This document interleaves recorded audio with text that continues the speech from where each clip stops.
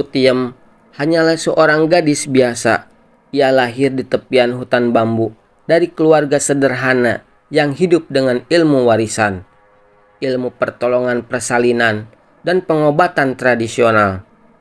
Ayahnya sudah meninggal sejak dulu, dan ibunya, Makdarmi, adalah dukun beranak terkenal pada zamannya.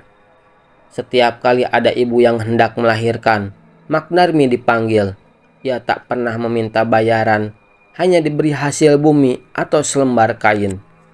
Dan kecil Sutiem selalu ikut ibunya, melihat, belajar, dan diam-diam mencatat setiap ramuan dan jampi-jampi.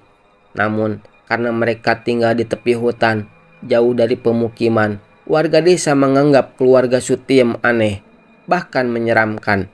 Rumahnya penuh botol jamu, sesajenan untuk leluhur, dan bau menyan yang selalu menyengat.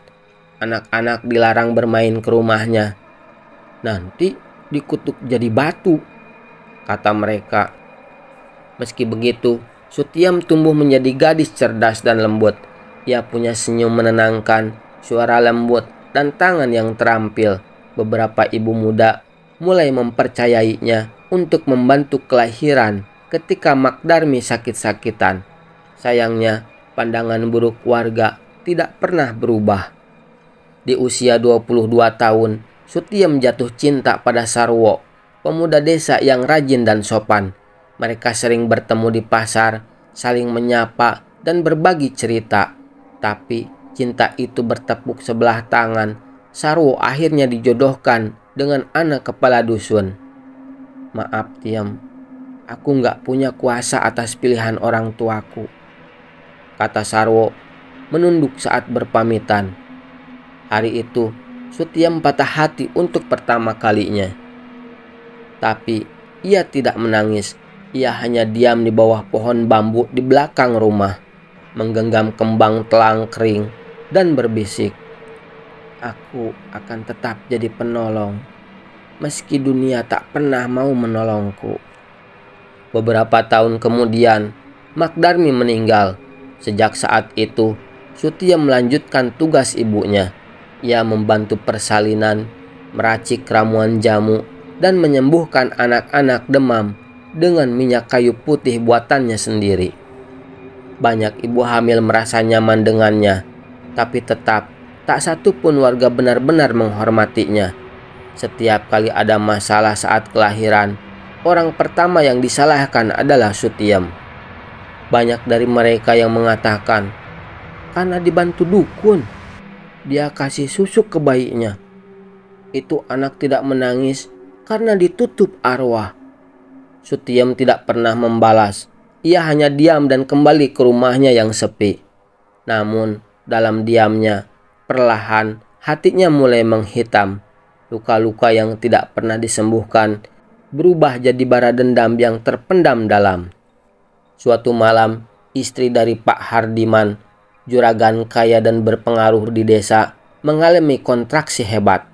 Karena bidan desa sedang di luar kota, orang-orang segera memanggil Bu Sutiem.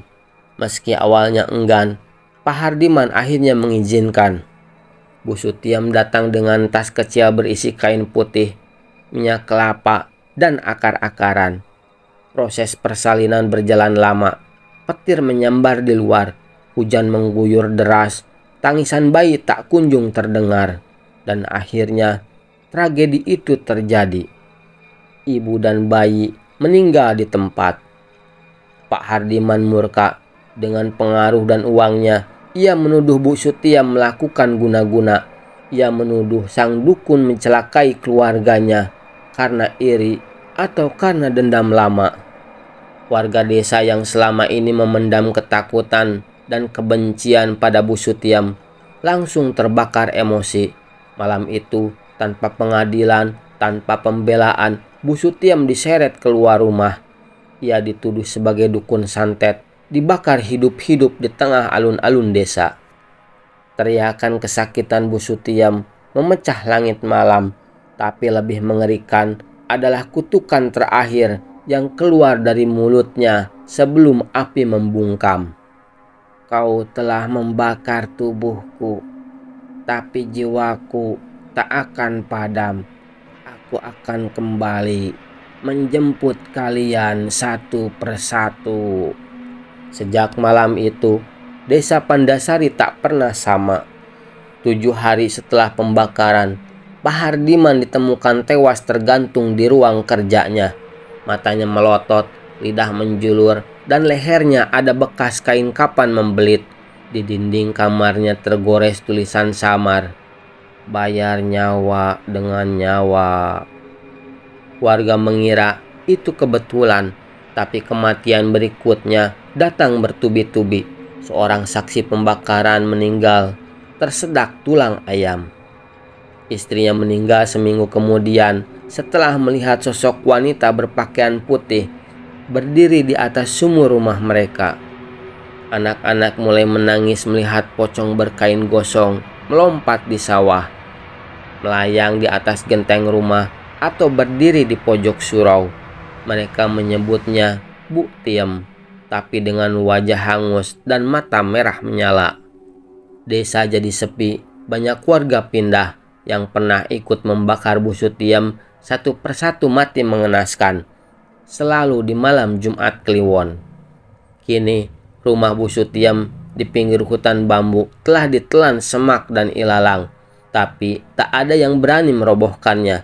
Konon jika lewat tengah malam, suara bayi menangis masih terdengar dari dalam rumah itu, diikuti oleh suara tawa wanita tua yang lirih dan menyeramkan.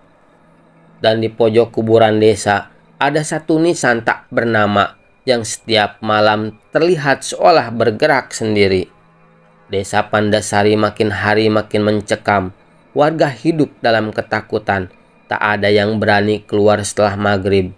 Bahkan suara azan pun mulai terdengar lirih karena jamaah surau sudah jarang datang. Setiap malam Jumat Kliwon, bau daging terbakar memenuhi udara. Sosok pocong hangus dengan wajah rusak dan mata merah menyala muncul di berbagai sudut desa, di pinggiran jalan, di atas genteng, bahkan menempel di jendela rumah-rumah. Arwah Bu Sutiem benar-benar menuntut balas, satu nyawa demi satu nyawa. Akhirnya, tokoh masyarakat yang tersisa memutuskan melakukan sesuatu. Mereka mengundang seorang ulama sepuh dari desa lain, dikenal sebagai Kiai Mashudi, seorang alim dan karismatik yang dikenal dengan keilmuannya dalam mengobati gangguan gaib dan mengusir makhluk halus.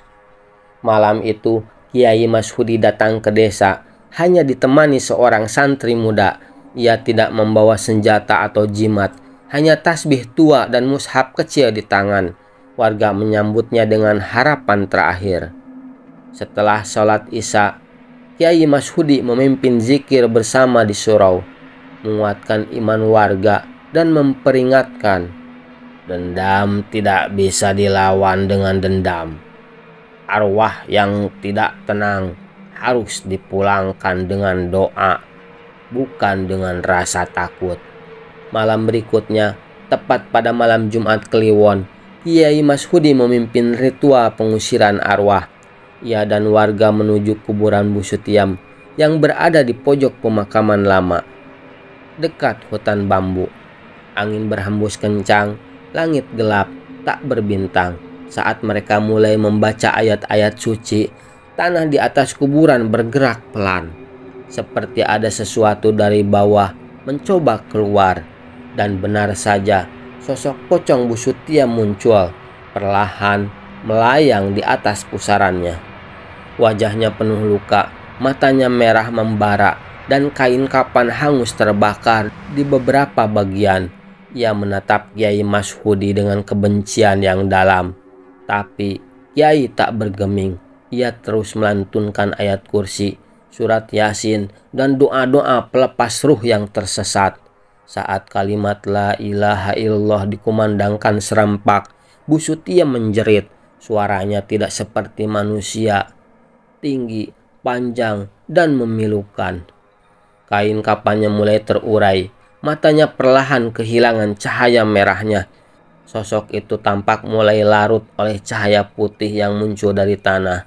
Dengan suara lirih terdengar ia berkata, "Aku hanya ingin dipahami, bukan dibakar." Lalu ia lenyap, hilang seketika, menyisakan angin yang menghembus pelan dan bau melati yang lembut. Sejak malam itu, tidak ada lagi penampakan, tidak ada lagi kematian aneh, tidak ada lagi jeritan malam. Warga beramai-ramai membangun kembali surau, menanam bunga di kuburan Bu Sutiem, dan menandainya dengan nisan yang layak. Mereka beristighfar dan memohon ampun atas dosa masa lalu yang membakar seorang perempuan tua tanpa bukti, tanpa pengadilan. Kiai Mashudi kembali ke desanya setelah memastikan semuanya tenang. Tapi sebelum pergi, ia berpesan, "Jangan ulangi kesalahan ini. Ketakutan bisa membakar lebih dari tubuh manusia, bisa membakar hati dan waras kita." Dan sejak saat itu, nama Bu Sutiem hanya tinggal cerita. Tapi di setiap persalinan di desa itu, selalu ada satu doa tambahan dari para ibu. "Ya Allah, jauhkan anakku dari dendam dan fitnah. Jadikan kami penerang, bukan pembakar."